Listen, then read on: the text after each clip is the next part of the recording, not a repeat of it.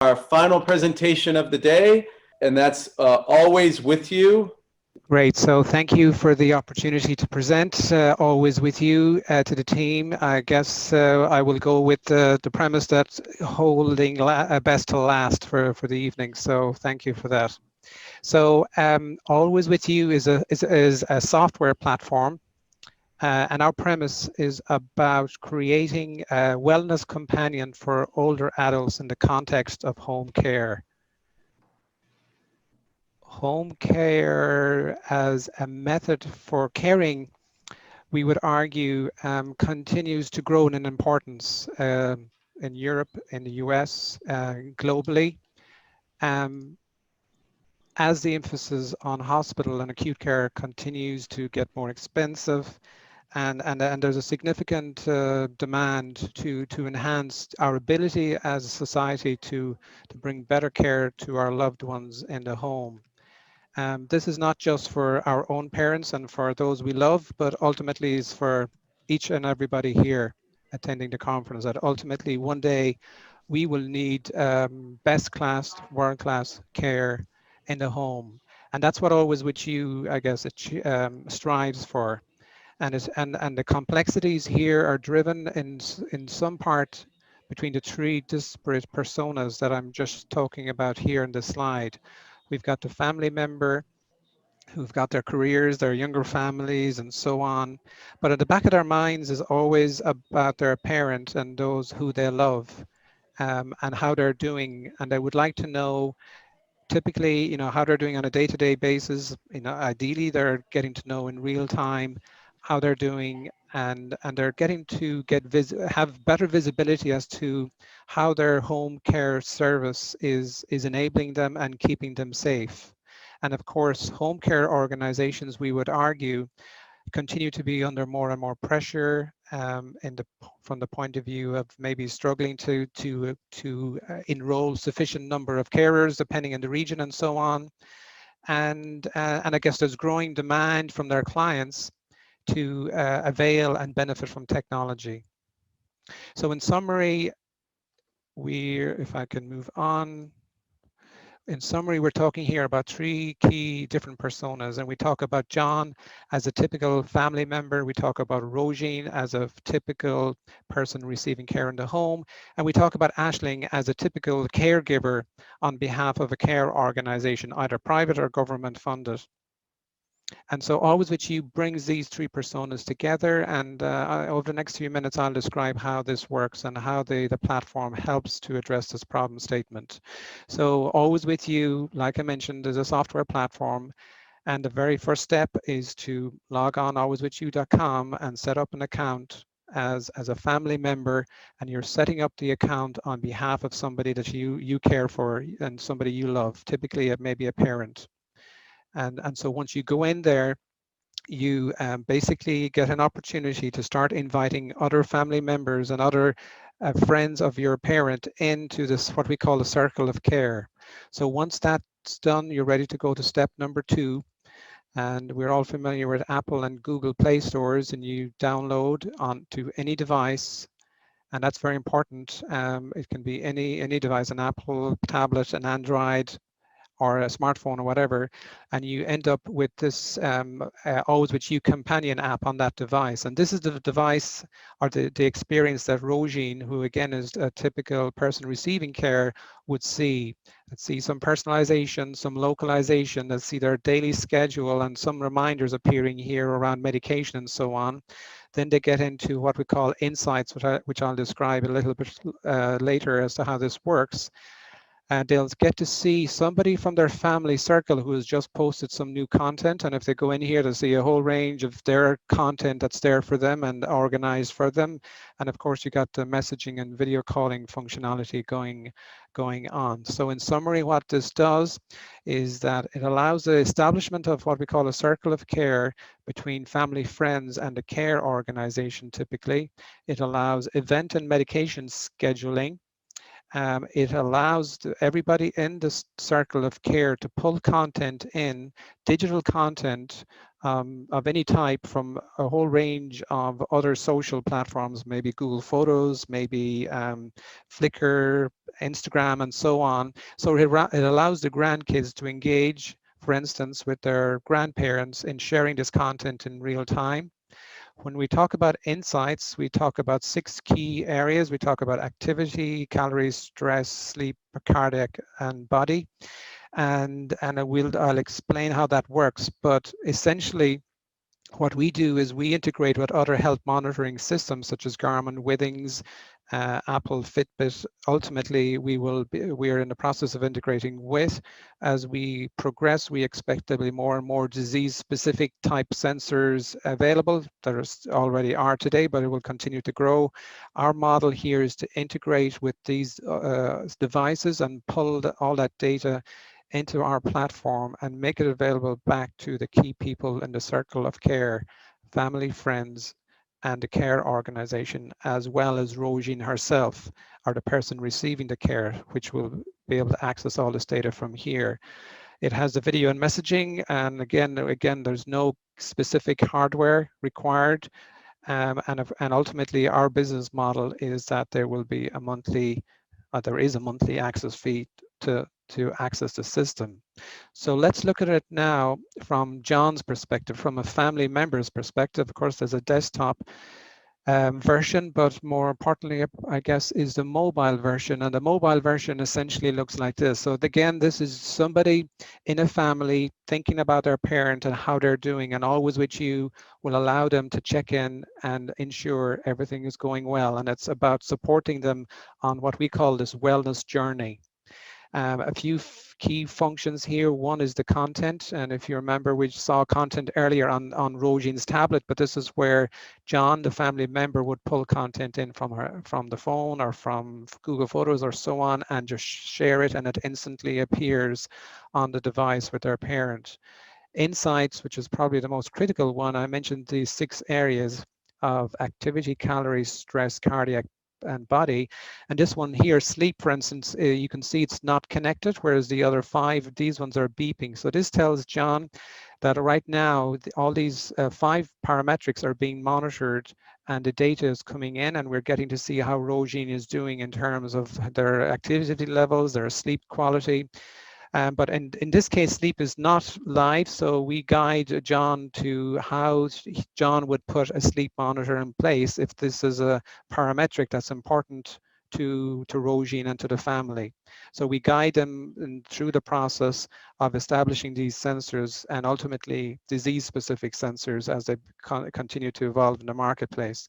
And ultimately, all this information and data is getting into the database, which allows us to obviously analyze and do all sorts of data science on this data so that we can provide back to John, Roisin, the care receiver, and the care organization interventions and recommendations based on the data so that they can ensure that the best class home care service is delivered to Roisin and she remains safe in that environment.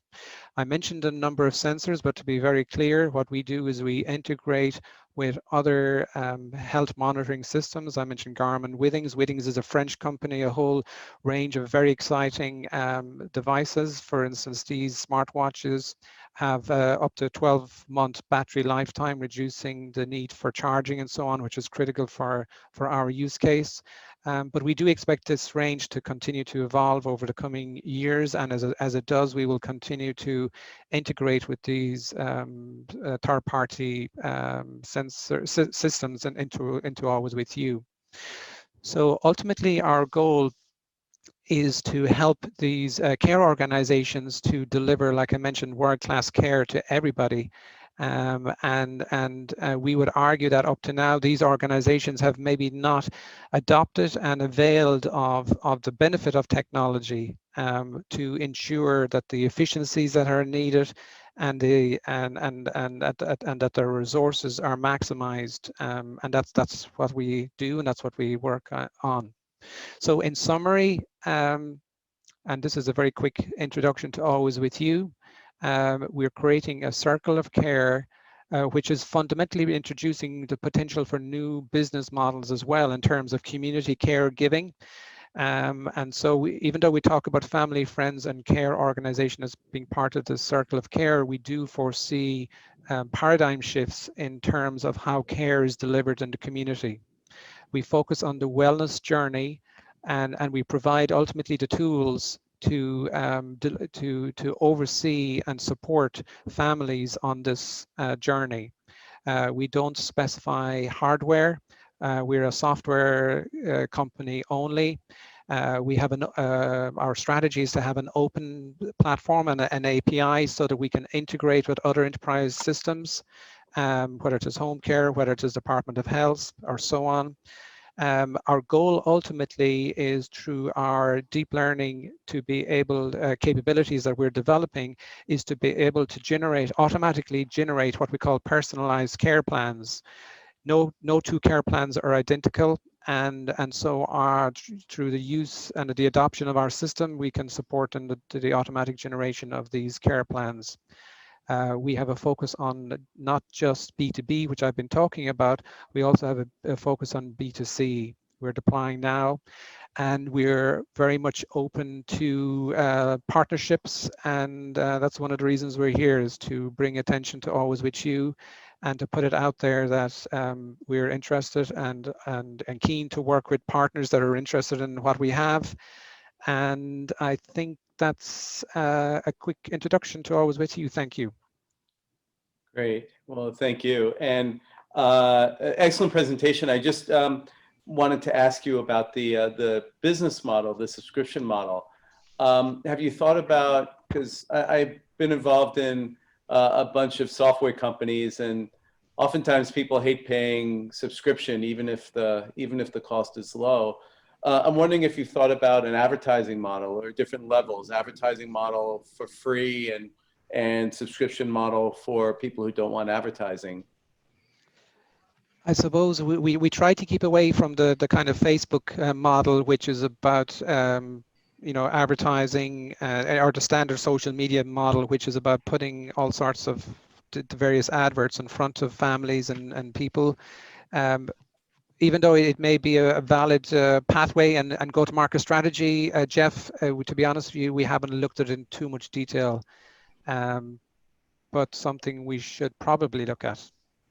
Great. And have you thought about what the cost might be for? Yeah, we have a pretty much laid out plan. In fact, I have it here as a backup. So, this gives you an idea where, we have a starting point of about 8 to 9 euros or dollars per month. And as you go up that ladder, you get more functionality integration with voice assistants.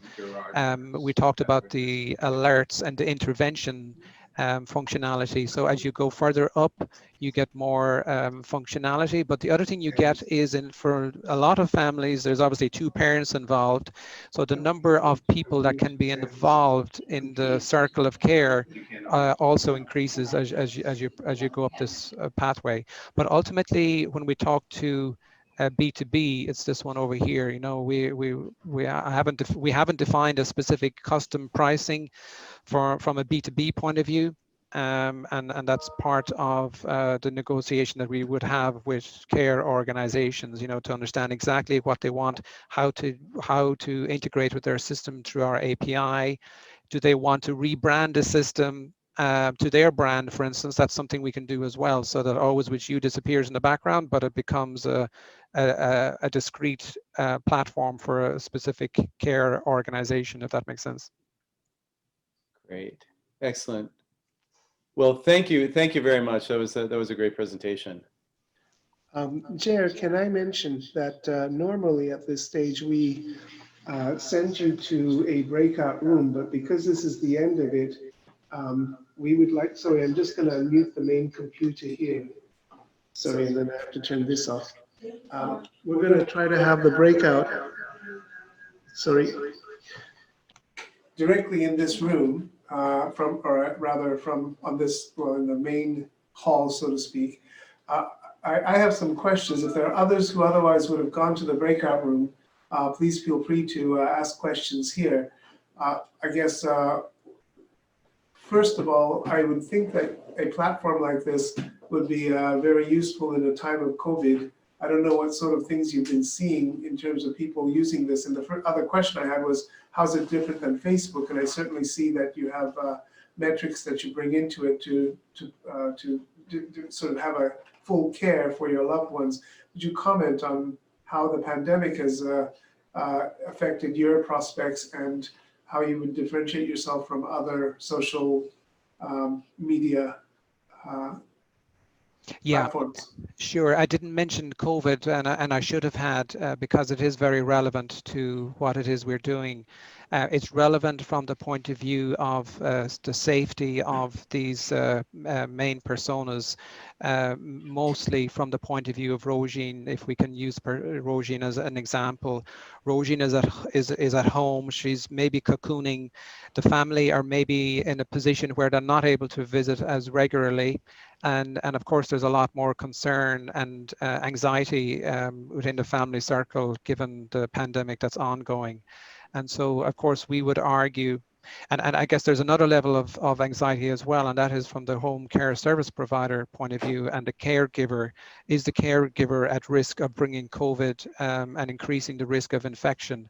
And of course, rather than cancelling home care, which has happened in many regions globally during the pandemic, we would argue with this type of system deployed, the home care can continue, even though it's now based on a remote and availing of technology, just like we're availing of technology for this event today. Technology can also, when it's used at its best, help the continuation of the home care service delivery during a pandemic or a crisis. But it's not just that, like I mentioned as well, one of the key things is around maximizing the resources that are available so that the caregiver, Aisling, is maybe not visiting Rogine daily like she might have been doing in the past, but she's checking in through Always With You, and she's actually getting much more better visibility to how Rogine is doing because she now knows how well Rogine has slept, how active Rogine has been. If Rogine has a cardiac signal or concern, she knows that in real time. And so the ability of the community care team can be a lot more effective in ensuring Rogine gets the best care. To the second part of the question, how do we differ from other social media? It maybe goes back to Jeff's question in the advertising model. We know we on purpose have stayed away from the typical advertising model to differentiate versus the ones that we're all aware of. So that's one of the one key difference. But the other key difference is that we're a closed platform. We refer to ourselves sometimes as a family platform. The only people included in the portal here where Rogine is present is only the people that have been defined by the family organizer to be in there. So it's closed, it's private. Privacy is a key differentiation of what we do. And we would see that as one of the main differentiations. Thank you. Yes, in fact, I so much wanted to ask this question that I put in the chat room. I have a lot of experience bringing age tech into senior residences and assisted living. And at the end of the day, what we've discovered is that there's a big learning curve among the caregivers, the professional caregivers, and the home caregivers. The older adults usually are having this managed remotely. So if they have a tech divide, it's not so terrible. But it's when their family caregiver does or the staff, which is now particularly with COVID, it's very burdened. Are you finding that at all? And if so, how are you doing your staff training? We find, I guess, and most of our focus has been here in Europe, that care organizations here are already thinking about how technology can help them. And they're already thinking about putting tablets in the home to increase the efficiency of pass downs and invoicing and so on.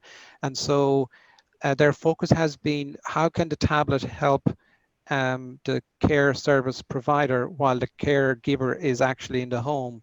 What they haven't considered is how can the tablet help also when the caregiver has left? And so the answer to that question, we would argue, is that Always With You as a platform is there when the caregiver has actually physically left. I would also maybe comment that our vision is that when Roisin has even before Roisin has started with receiving home care, that the family, John, has already started using Always With You well before they've reached a point where there's an official or a home care plan in place. So if that happens, Roisin and the family will bring Always With You with Roisin in her journey, you know, with as home care does begin through home care, and even if there's residential care involved or so on, she can still bring the tablet and the platform with her, and it becomes part of her daily routine because her medication schedule is on it. All of her content is on it. You know, her grandkids are there, her favorite music, everything is on this platform. So she wants to bring it with her, and that's the feedback we're getting. And of course, all of her health data is now going to be there, her daily parametrics, as we refer to it. And so there's multiple reasons why she would bring it with her. Thank you, Ger. I know that Adrian will follow up with you directly. I think there are sponsors and others that she'd like to put you in contact with. But in the meanwhile, I want to thank you, Ger, for hanging in there late in the evening for you in Ireland.